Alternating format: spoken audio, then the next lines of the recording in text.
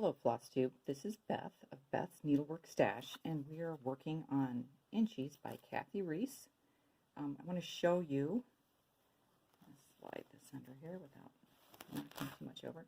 Alright, so this is the square we're doing right here, and if you look in the instructions, she said to use an away waist knot. But if you can see, if we were careful, I would think we can bury our threads or do a pin stitch. So I'm going to try that. If it doesn't work, I've wasted thread and time. But then you'll know not to do this. Now, you also want to use the 2 needle method. So I have both of my threads ready. And I'm just looking because I'm thinking, so you're going to count down 1, 2, right? That's our 2 blank. And then counting on my chart. Oh, that's right. We start up at the top. Oh, I don't need to count. That's perfect. So there's 1, 2. You can tell I'm very prepared for this. So there's a, if you notice, there's a blank thread. Oops.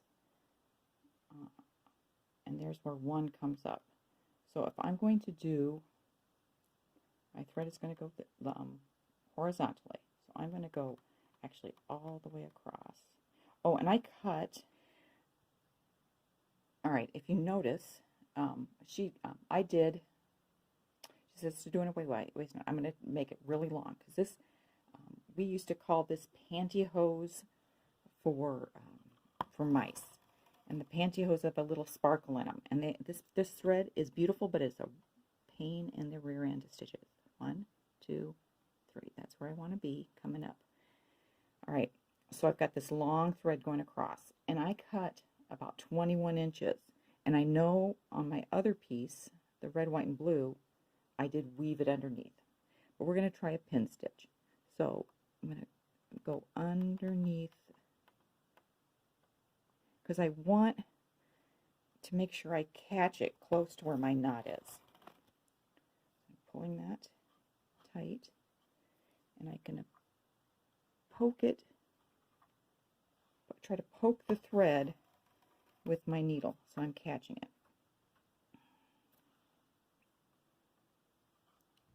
And I'm going to do, without hitting my camera, I hope, too much, I'm going to go over twice there. Well, maybe 1 more thread here. I'm going to go 1 over and do right there. So you see I've got the 2 stitches. Now, I'm going to come up, as she said, and I have my laying tool, but I don't know if I need it. Okay, I got to make sure this is out of the way. I'm going to pierce that thread underneath.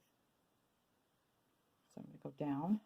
That's my first stitch. 1, 2. Let's see if I can get this to lay nice. Not too bad. 1, 2. That's 1. And then you're going to come up. You're going to skip 2 threads, 2 canvas threads, and this is where 3 comes up. And then I've got a magnet on the side, and I'm putting my needle down. So the next thread is a silk lame braid. Now this is the one I have to count down. I know it's 1 over from here. It's like kitty corner. But now I have to see how many I need to go down. I bet it's 16 or something like that. 1, 2, 3, 4, 5, 6, 7, 8, 9, 10, 11, 12, 13, 14, 15, 16. Yes, 16. So I have this big old knot in the way and my other thread. So let's see if we can count this. That's 2. So 1, 2, 3, 4, 5, 6, 7, 8, 9, 10, 11, 12, 13, 14, 15, 16. And I come up. See, in a direct line, so I want 1 over. And again, if I start, I don't want to just go down, come up. I want to come up at this hole, so I'm going to make it bigger. And this thread, I know I can do a pin stitch with. So I'm just going to go up again in that hole. So I've got the 2 blank, and I'll be coming up in that hole, down in that hole. So this is going to be where my knot is. And I'm going to do my pin stitch so it's right in the way of my my stitching line. And I'm telling you this because to weave this stuff under at the end, so if you decide to do an away waist knot where you means that you have a knot and you put it way away from where you're stitching, and then you make sure it's long enough that you can weave it under, that works. You can also leave it if you know you're doing a border, you can weave it when you do the border. Just make sure you put it off to your where your border side is, not to where you're going to be doing more stitching. But I think this will work better in the long run. Now hopefully I have everything counted correctly. So there's my 1, and I have a hard time seeing. So there's 1, 2, and that's my first stitch. Now she said she didn't want to have her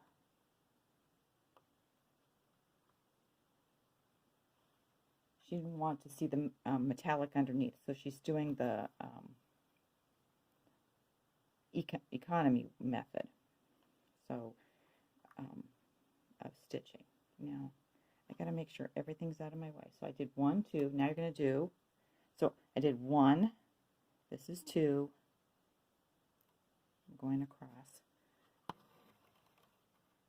this is 3, and then I skip 2 threads, give it a little tug,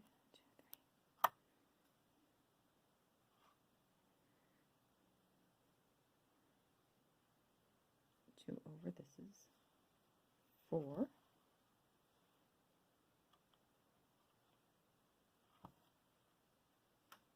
again trying to keep it kind of as flat as I can.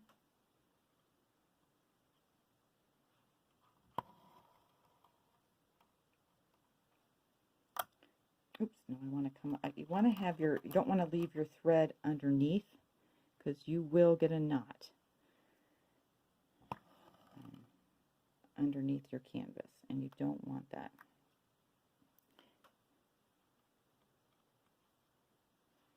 And I will probably end up speeding this up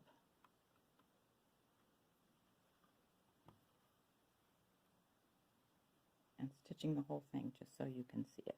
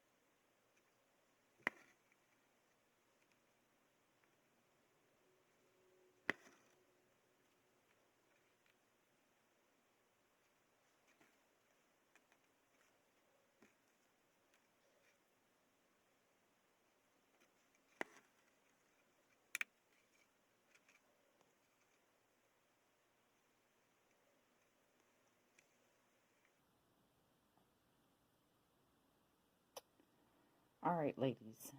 I shouldn't say just ladies, but now you can see. Now what? I finished it. It looks beautiful, but I have all my thread.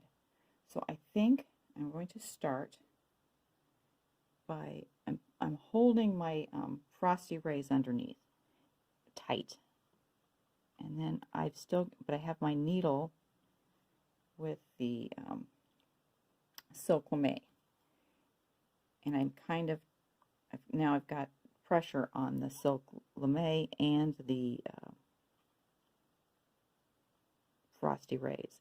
And I'm going to go down and I'm going to cover the thread underneath, the canvas thread underneath, and catch my Frosty Rees. Okay, so now I see how it kind of straightens it out. And I'm going to go, I've got to get my, so here I'm going to wiggle this out of my way a little bit.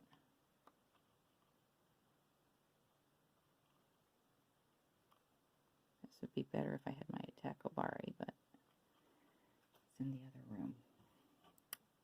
Because it has a sharper point than this thing does. Again, I'm just going to catch it. I'm not going to go, I didn't go through on the top, this top layer of Frosty Rees. I went underneath and tried to catch it, the Frosty Rees underneath. The Frosty Rees is going to be the one that is more likely to pop out. And what I'm probably going to do is off camera, horrors of horrors, I'm going to take and put a little drop of glue on the back of that. And the reason is then I know it won't pop out. And I don't have to worry about it. Just a drop of Elmer's glue, rather than all the bulk on the back. So I'm going to put my needle, it's going to be still underneath, but I'm going to leave it there until I go off camera and fix this baby. And then I lied. I'm going to pull this thread up and see my needle right there. So it's just more out of my way. Now I've got the Frosty Rees needle. And again, I want to make sure I'm going to try to catch. I'm going to go a few stitches away through canvas threads, and then I'm going to go underneath, and I can see it here where I'm going underneath the silk lame braid, but on top of the canvas, and I'm hopefully catching the Frosty Rees. Now I'm moving it with my thumb so you can't see what I'm stitching, can you? So, and I'm just doing a pin stitch. I'm going to go over this 3 times and up and down in the same little hole. And then I'm going to leave my thread on the back, and I am going to do what I told you. I am going to put a little drop of glue on. Now, you might say, oh, Beth, a drop of glue. But you know what? This canvas is so bulky that you will not, I mean, I'm not going to put like a puddle of glue. I'm going to put just a dot of glue, as we used to tell the kids. So I'm going to do the same on up here where I pin stitch them, because these threads are very slippery and I do not want them to come out. And then I will cut these knots off after it dries, and I will cut my threads. I hope that's helpful. Again, if you have any questions with this one, let me know. I don't think I like this better than the bulkiness of, let me show you the back of the red, white, and blue. So the red, white, and blue,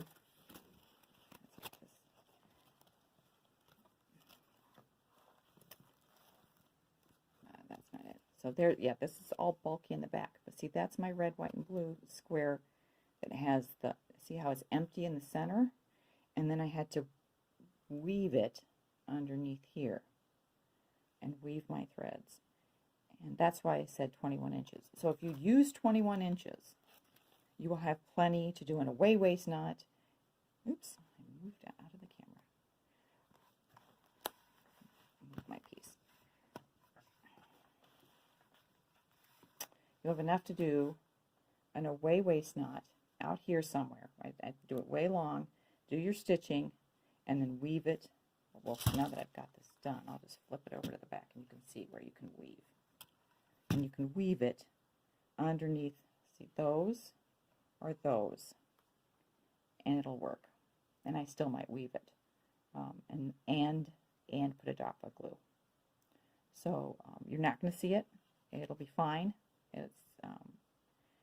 It'll all work. So until I make another video, you all have a wonderful day.